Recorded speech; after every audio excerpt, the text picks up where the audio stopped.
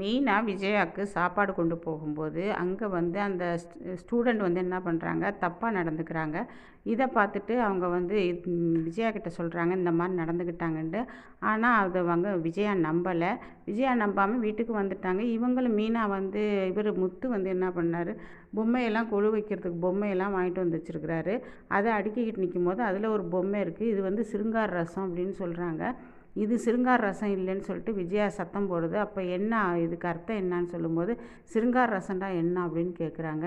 அப்போ செஞ்சு காமிக்கிறாங்க. அப்போ அது இல்லை, இதை பாருங்கள், இந்த ஃபோட்டோவில் இருந்த மாதிரி அவங்க இருந்தாங்களாம், அந்த சிலையில் இருந்த மாதிரி அந்த பையனும் பொண்ணு இருந்தாங்களாம் அப்படின்னு சொல்லும்போது உடனே ரோஹிணி சொல்லுது, இதெல்லாம் மீனா வந்து பொய் சொல்கிறாங்க. நீ பாத்தியா பார்லர் அம்மா, நீ பாத்தியா, அவள் பொய் சொல்ல மாட்டான்னு உனக்கு தெரியும்ல, ஏன் பொய் சொல்கிறா இந்த விஷயத்தில் போய்? ஆமாம், ஏன் வேலையை கெடுக்கிறதுக்காக உன் பொண்டாட்டி பொய் சொல்கிறா, இது தெரியுமா உனக்கு அப்படின்ட்டு முத்துக்கிட்ட சண்டைக்கு போகிறாங்க விஜயா. விடு விஜயா, ஒரு ஸ்டூடெண்ட் கிட்டனே மருமகளை, இந்த வீட்டு மருமகளை நீ பேசலாமா? ஆமாம், இவ ஒழுங்காக பேசுனா பரவாயில்ல, அவங்கள வந்து துரத்தணும்னு சொல்லிட்டு இவ பேசுகிறா, அதனால் நான் பேசினேன் அப்படின்னு சொல்கிறாங்க.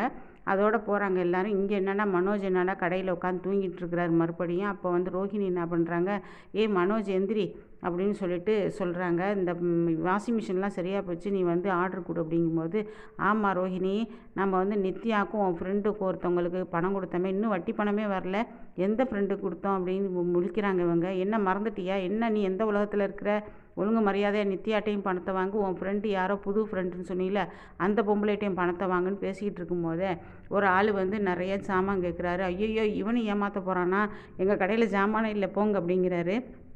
இல்லைங்க சார், நான் வந்து 10-15 லட்ச ரூபாய்க்கு ஜாமான் வாங்கணும்னு சொன்னோடனே உடனே எல்லாத்தையும் எடுத்து காமிக்கிறாரு, மனோஜ் எடுத்து காமிக்கிறாரு. அப்போ வந்து என்ன பண்ணுறாரு, பேசிக்கிட்டு இருக்கும்போது 14 லட்ச ரூபா வந்துருச்சு.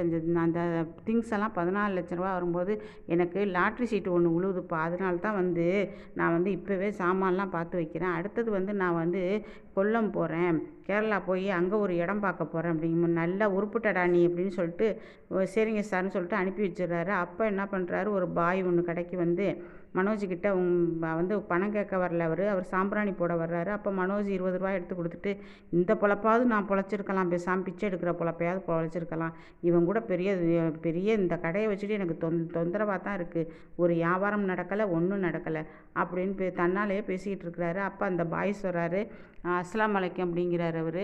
அதுக்கு மனோஜ் சொல்கிறாரு, சொல்லுங்கள் பாய், என்ன விஷயம், உங்களை வந்து இந்த கோயில்கிட்டன்னு ஒருத்தவர் நிற்கிறாராம், உங்களை வந்து பார்க்க சொன்னார், உங்ககிட்ட வந்து ஒரு செய்தி பேசணுமா, ஏன் அவர் லெட்டர்லாம் கொடுக்கலையா பாய் அப்படின்னு கேட்குறாரு நக்கலா இவர் மனோஜ்.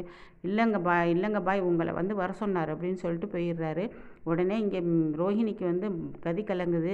வா ரோஹிணி, உடனே போய் அவனை கை கலமா பிடிப்போம் அப்படிங்கும்போது, சும்மா இரு மனோஜ், எல்லாத்துக்கும் அவங்க கூப்பிட்றாங்க இவங்க கூப்பிட்றாங்கலாம், நம்ம போகக்கூடாது மனோஜ், உனக்கு தெரியுமா, நீ என்ன இப்படி இருக்கிற, அவன் கூப்பிட்டான்டா நம்ம போய் நிற்கணுமா அப்படின்னு சொல்கிறாங்க. சரி இப்போ என்ன பண்ணணும்னு சொல்கிற அப்படின்னு கேட்குறாரு. இரு மறுபடி ஒரு தூது விடுவான்ல, யாரையாவது விட்டு சொல்லி விடுவான்ல, அப்போ கையும் களவுமா பிடிப்பான், அவன் எங்கே நிற்கிறான் என்ன ஏதுன்னு சொல்லிட்டு இங்கே வந்து என்ன பண்ணுறாங்க, நான் இங்கே கொஞ்சம் வெளியில் போயிட்டு வந்துடுறேன் மனோஜ் அப்படின்னு சொல்லிட்டு போகிறாங்க. போயிட்டு சிட்டிக்கு கால் பண்ணுறாங்க ரோஹிணி. சிட்டி, நான் உங்கள் கூட கொஞ்சம் பேசணும், எங்கே இருக்கிறீங்க அப்படின்னு. ஆஃபீஸில் தான் மேடம் நான் இருக்கேன் அப்படின்னு சொல்லிட்டு சொல்லும்போது, இங்கே ரோஹிணி என்ன பண்ணுறாங்க, வேகமாக ஆஃபீஸுக்கு போகிறாங்க.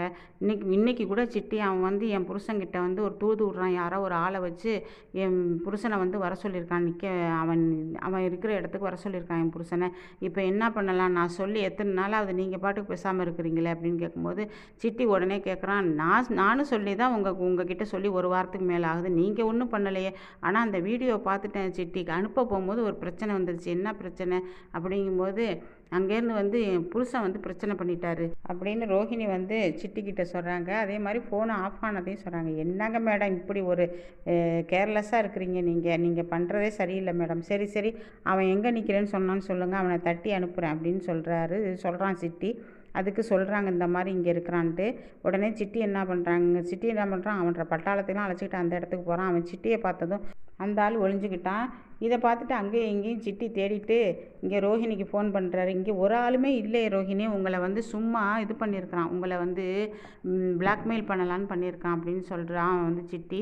சரி சிட்டின்னு இவங்க சொல்கிறாங்க. ஆனால் வந்து தினேஷ் வந்து மறைஞ்சிருந்து இவன் பேசுகிறதெல்லாம் எல்லாத்தையும் கேட்குறான், சிட்டி பேசுகிறதெல்லாம் தினேஷும் கேட்குறான். கேட்டுட்டு இப்படியா பண்ணுற ரோஹிணி, உனக்கு இருக்கு பார், உனக்கு நல்ல ஒரு பெரிய ஆப்பு வச்சுருக்கிறேன் அப்படின்னு சொல்கிறான்.